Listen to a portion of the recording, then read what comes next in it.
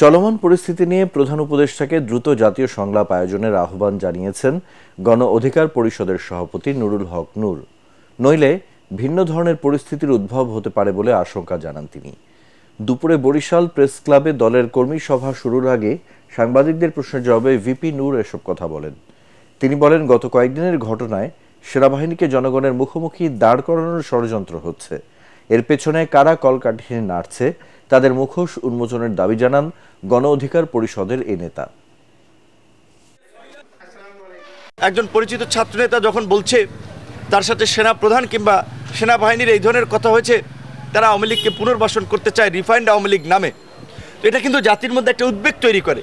কিন্তু প্রকৃত অর্থে আমরা যেটা সেনা সদরের বিবৃতিতে জানতে পারছি, ছাত্র নেতারাই আগ্রহ নিয়ে কিন্তু সেনা প্রধানের কাছে মিটিং করতে গিয়েছিলেন, সেনা প্রধান তাদেরকে ডাকে নাই। সেনাবাহিনীকে জনগণের মুখোমুখি দাঁড় করিয়ে দেওয়া বা সেনাবাহিনীর সাথে একটা কনফ্লিক্ট তৈরি করা, এটা উদ্দেশ্য প্রণোদিত এবং এর পেছনে অন্য কোনো দূরভিসন্ধি আছে কিনা, এই স্ট্র্যাটেজিগুলো বা এই কথাগুলো যারা বলেছেন সেই বিষয়টা আমাদের পরিষ্কার হওয়া দরকার।